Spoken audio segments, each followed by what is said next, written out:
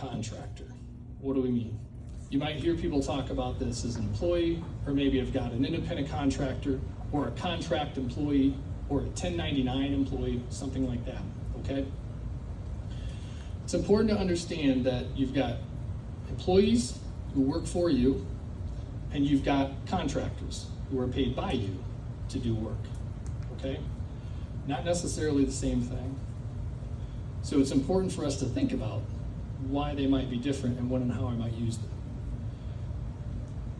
So think about, the question is really, do I hire an employer or do I try to use a contractor? What's the benefit of each? Well, with a contractor, it's much more flexible, right? They don't really work for you. If you don't want them to work anymore, you just don't give them any more work, right?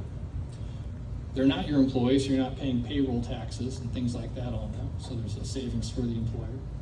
They also don't have all the associated protections that go along with being an employee, right?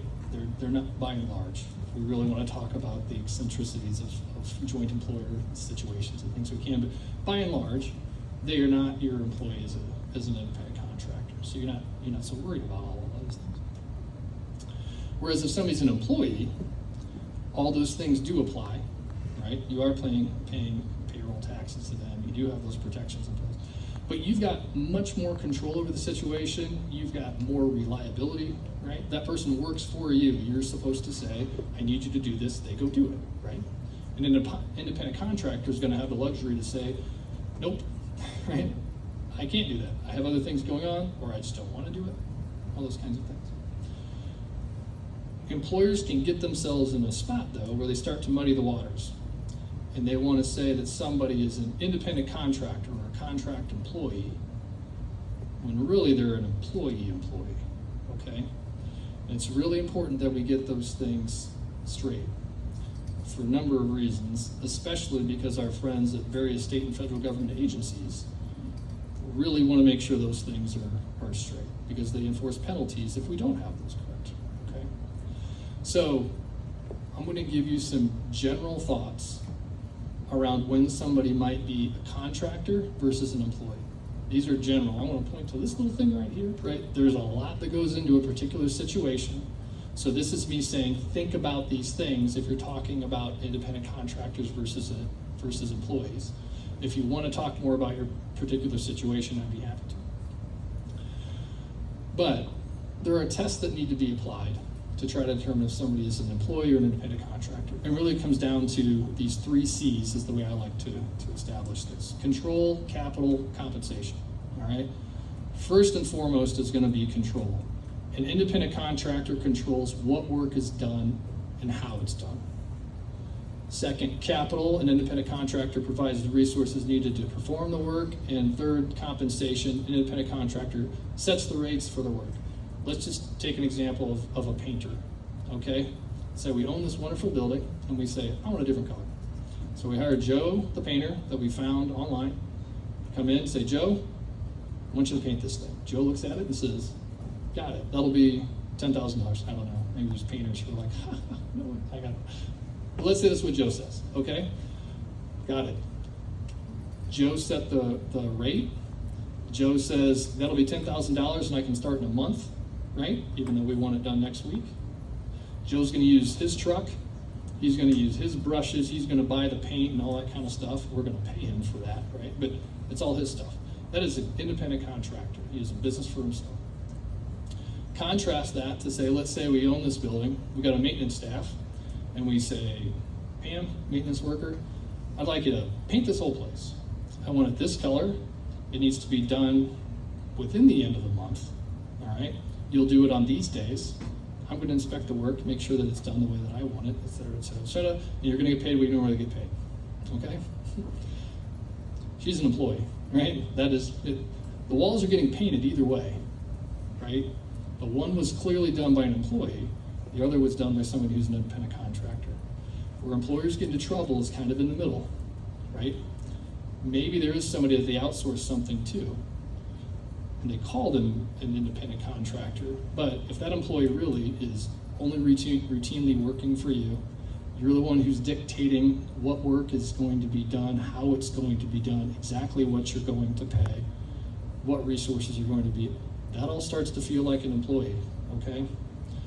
Whereas if they're doing this, especially if they're doing this for other people, and you're able to contract the work out, and they say, here's what I charge, here's when I can turn that around for you, that's an independent contractor, all right? We need to make sure that we're clear on what's what. And I'm not saying don't use independent contractors, quite the opposite. We use them. I outside source my bookkeeping because HR, people, not numbers, and so I have someone else do that, and she does a wonderful job, right? And she tells me what she charges, and then I pay it, and it's great. So that can be a really great tool for you, but you need to make sure that you're doing it the right way.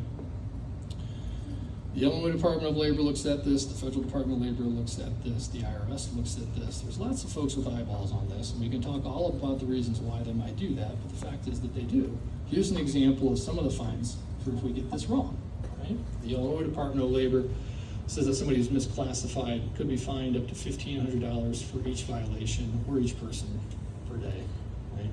And we can get into the notion of whether or not they should have been overtime eligible, if they should have been reclassified, et cetera, et cetera. So I share all this not to scare you, partly to scare you, for once, okay? But it's in a good way, with all the love, because we will run into small businesses especially. We said, it's great, we just pay them on a 1099, it works out. And they're not really a 1099, okay? And if we get into that situation, it's with a one-off, is it probably the end of the world for you? Probably not, but if it goes on for years and years, if the employee has a change of heart, that could be an issue. If you build your business using that model, and it's not one independent contractor, but now it's 5, and that's how we've been doing it for 7 years, you see where this can go. So it's important to get this stuff done correctly anyway, but then up front. So independent contractors can be a great tool, but we need to make sure that they're independent contractors. Questions on that now that I've just sucked the air out of the room? Okay, so we've determined we want to hire our first employee. We're going to say it's not really necessarily a contractor. This is going to be an employee. We've looked at it. We need to control the work. Off we go.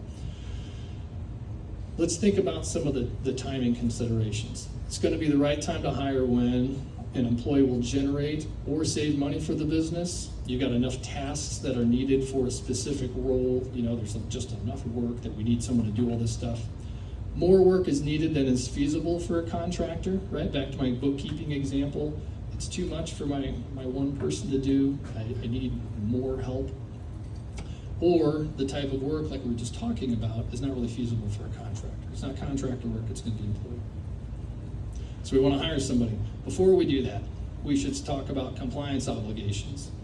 Get your employee identification number from the IRS, okay? Because now you get to start paying taxes and stuff, so make sure you've got that set up.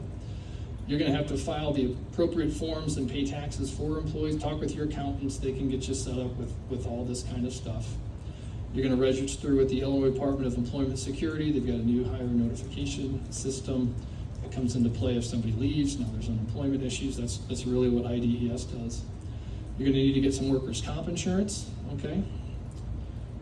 And usually that's not too bad. Now we're going to start to really look at the position. Define the characteristics, skills, and qualifications needed for that role. What is it that we're trying to do? What kind of education or skills training do we need for this? Can somebody basically walk off the street and do this job? Or do I need somebody with a bachelor's and 3 years of experience or whatever it might be, okay? Build a job description. If I could give any advice to all my small business friends who are doing this, I would say do 2 things that will help you out in the long run. Have job descriptions for your positions, good job descriptions, not postings. We can talk about that, those are different. Complete job descriptions for your folks, and employee handbooks.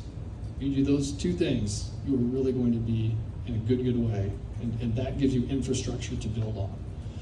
Where we end up seeing a lot of trouble for folks is when they wait on those things. They don't do job descriptions, especially as they've tried to scale up.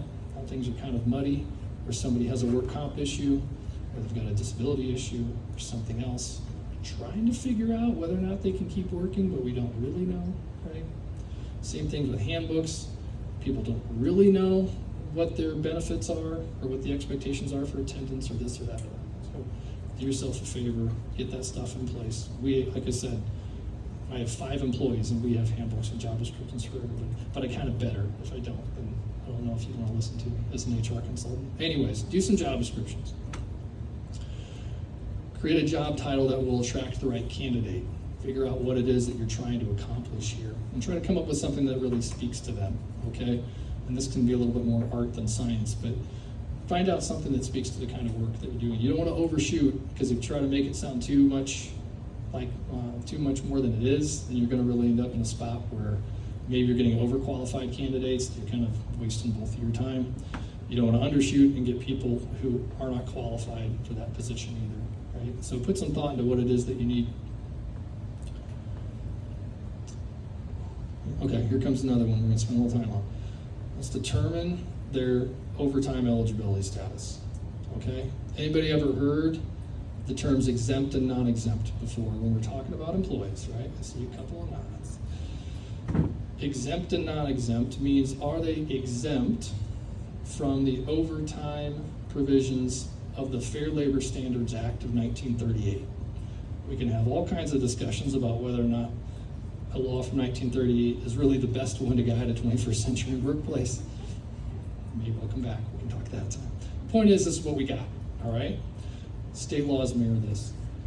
The default is that every worker in the United States is eligible for overtime, unless they are exempt, okay? Overtime is over 40 work hours in a work week, time and a half for anything over 40 hours in a work week. They have to meet 2 tests. One is the exemption threshold, the salary exemption threshold, and then it's the duties test. They have to first be paid a certain amount in a salary basis. Then if they're paid at least that weekly, then we apply the duties test to see if what they're doing would exempt them, okay? So the first threshold is they have to be paid that salary. Second one is they have to take a look at the duties test. I put some links in here that you can chase down. Currently, the exemption threshold, let me check my notes, $35,568 annual as an annual salary. Keep in mind the regs are officially weekly, but annualized is $35,000. Maybe you saw in the news that just last week the final rule came out from the U.S. Department of Labor that that's going to jump on July 1, and then it's going to jump again on January 1. Where July 1, that's supposed to go up to $43,888.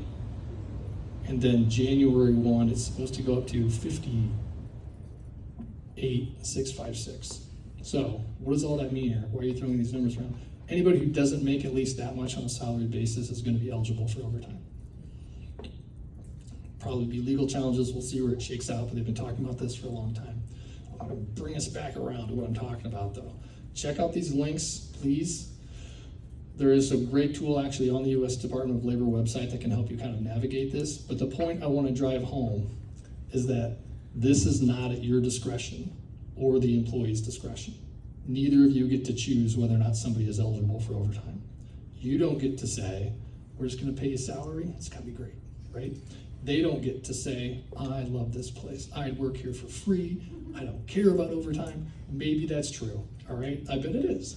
But we don't get to choose that either. What you've got to do is apply these tests, because the state and the feds are going to apply this test, right? And if the employee has a change of heart, and now they start to think, actually, maybe I was eligible. Maybe I wasn't treated so fairly.